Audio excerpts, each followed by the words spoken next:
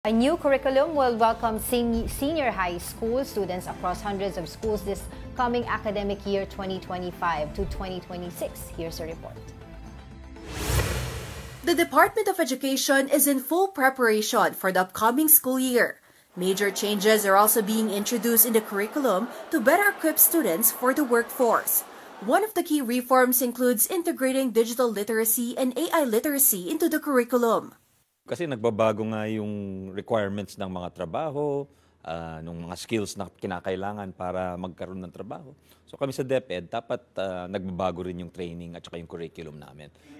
Education Secretary Sonny Angara clarified this is not a full restructuring, but an update to the Philippine Qualifications Framework to expand options for senior high graduates. Konting dagdag, konting reforma, konting pagbago sa hugis, pero hindi naman yung restructure kasi parang binabago mo lahat. In the senior high school curriculum, the number of required subjects will drop from 33 to just 5. Students will have the opportunity to choose their additional subjects based on their interests and career plans. Non-core subjects like sports and philosophy will become electives and will no longer be mandatory.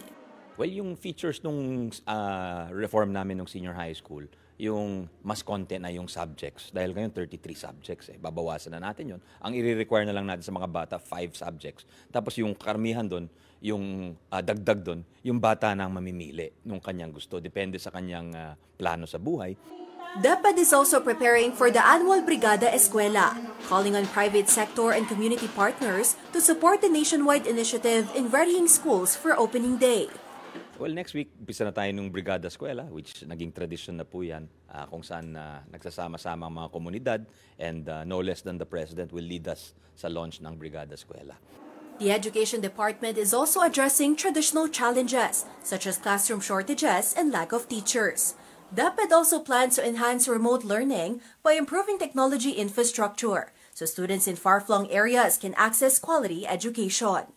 Dahil yung iba, dapat ang napakaganda na ng estado ng teknolohiya kung patibayan natin sa mga komunidad yan. Yung bata sa Batanes, pwede niyang, kahit yung teacher niya nasa Sulu, di ba? Pwede pa rin niyang kausapin kung maganda yung teknolohiya natin, maganda yung technology infrastructure natin.